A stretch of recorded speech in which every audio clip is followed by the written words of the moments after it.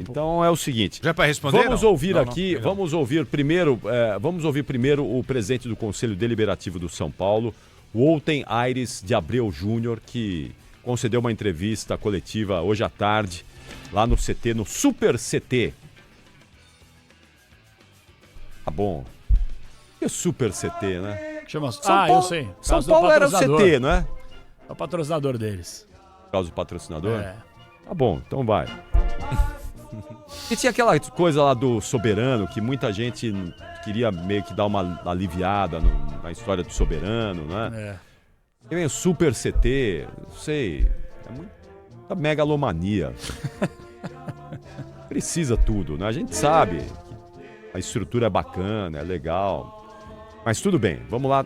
Oficialmente o nome é Super CT agora, não é só o CT do São Paulo, como foi desde sempre, né? E lá então no Super CT, o Wolten Aires respondeu às perguntas dos jornalistas. A gente separou alguns trechos importantes aqui, e ele falando sobre o impeachment do presidente Júlio Casares, que será votado pelo Conselho daqui a uma semana exatamente, no próximo dia 16, no estádio do Morumbi, a reunião dos conselheiros, reunião presencial, não vai ser virtual, é só presencial. Vamos ouvir o que diz aí o presidente do Conselho. Eu estou servindo aos interesses do São Paulo, porque nenhuma dessas decisões feriu o que me é obrigado a seguir, que é o Estatuto do São Paulo. Por que a data da votação foi alterada? Porque foi alterado o embasamento da votação. Isso me faz e me obriga a fazer um novo edital de convocação. Dentro do nosso estatuto, os editais de convocação devem ser feitos com 8 dias de antecedência. Logo, se eu mudo o argumento e tenho que publicar um novo edital, eu sou obrigado a ter uma nova data. Por isso que a data de votação foi alterada por uma questão estatutária. Porque ia ser, originalmente, estava marcado para o dia 14, quarta-feira. Sim. E aí, por conta dessa explicação aí do presidente do Conselho, passou para sexta-feira, um dia depois. São Paulo joga no Morumbi, na quinta-feira, 9h45. No dia seguinte tem a votação. Tem mais uma dele falando aí sobre SAF São Paulo. Vamos ouvir aí o que falou o presidente do Conselho Deliberativo sobre uma SAF no São Paulo. Nós pensamos o São Paulo reestruturado, de uma maneira que acompanhe a modernidade do futebol. Eu imagino que a maneira como o São Paulo está estruturada hoje, nós estamos aquém do que o futebol hoje merece. Os números, os dados administrativos, as questões financeiras, eu não consigo mais ver o São Paulo com esse modelo associativo da maneira como ele está. Então, se você me perguntar como é que nós pensamos o São Paulo, nós pensamos o São Paulo num sistema mais moderno, mais próximo do que é a realidade do futebol. E a realidade do futebol hoje, sem sombra de dúvida, ela é empresarial. Não há como você viver um futebol onde você tem players internacionais com centenas de milhões de dólares e nós aqui no Brasil vivendo com uma vida associativa que não nos permite a captação desses valores. Ele já deu um recado aí, hein? No discurso clube eu concordo associativo já era, né? Você viu eu não gosto de usar esse termo, eu acho bem tosco por sinal, né? Mas ele tomou um apavoro da Independente lá, finalmente, né? Saíram dos buracos aí alguns torcedores organizados, porque eu já falei aqui, eu não tenho medo de nada. Porque eu tô aberto sempre ao debate, entendeu? Eu sei que as pessoas elas pisam em ovos para falar de organizada, porque a gente sabe que muita coisa envolvida aí e tal, lá. Mas a grande verdade é que tem muita torcida organizada que se cala diante dos escândalos porque ela é conivente, porque ela é bancada pelas diretorias. E a gente sabe que, historicamente, a diretoria do São Paulo tem uma parceria, uma relação comercial. Inclusive, o Flávio Marques, conselheiro do São Paulo, deu uma entrevista no final do ano passado para nós aqui na Rádio Bandeirantes, eu e o Pretzel, e ele falou justamente sobre isso. Então agora, depois de tantos escândalos que estão sendo investigados, os caras da Independente ontem deram uma trincada no Wolten Aires de Abreu Júnior. E aí questionaram o seguinte: você é a favor do voto do sócio-torcedor? Sabe o que eu quero falar pra vocês?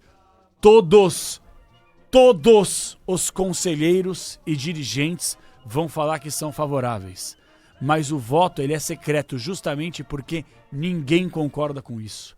Ninguém. Porque se eles realmente abraçarem a ideia, eu vou falar uma coisa pra vocês. Tem um dirigente atuante no futebol brasileiro que esteve recentemente conosco no ano passado, não vou falar o nome aqui pra guardar em sigilo, obviamente, mas que falou abertamente pra nós, em off, que era contra o voto do sócio-torcedor. Mas que tem que falar publicamente que é a favor, senão ele morre na primeira esquina com o organizado que vai em cima dele. Perfeito. Então não caiam nessa balela que os caras falam que eles são favoráveis ao voto do sócio-torcedor, porque eles não são. Porque senão eles vão perder a mamata do dia a dia deles. Ô João, parabéns por você ter falado isso, porque antes mesmo do seu comentário, depois do Capri ter também feito o comentário dele, eu ia dizer justamente isso. Eu não acredito nessa declaração do Outen. Que é filho do Outen, inclusive, né? Ex-árbitro. É filho do Ontem, Aires ex-árbitro, Gabriel. né? Que tem uma história aí no São Paulo. Eu não acredito. Isso daí é para inglês ver, entendeu? Porque agora tem gente da organizada ouvindo aqui o programa falar, tá vendo? O Outen, não, o Outen quer fazer alguma mudança, entendeu? Eu não acredito. E um detalhe, não vai ter quórum, tá? São 260 conselheiros.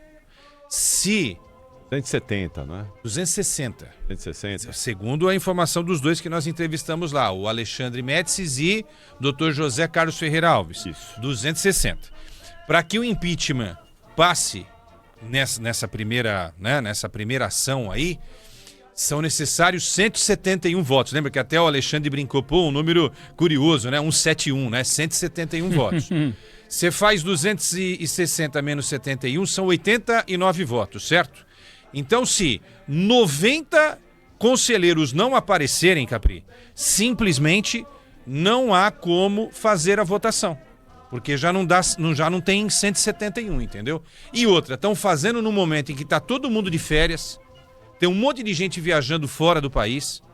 Você vê, o casal de Por isso que eles queriam também a votação virtual, né?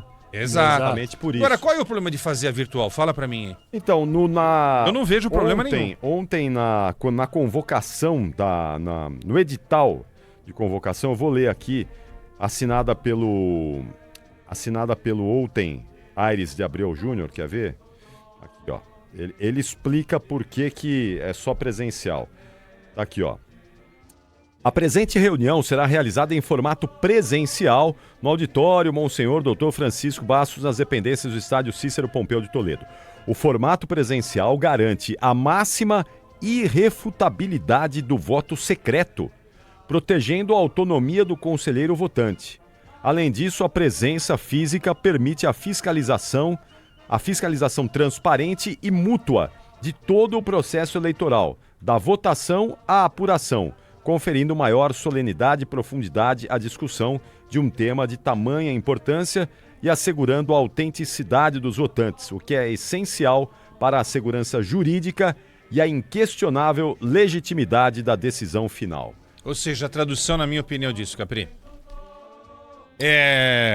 o nicho está aqui, vamos manter esse nicho que comanda o São Paulo, um clube de quantos milhões de torcedores? 25 milhões de torcedores. Ou seja, que proteção é essa?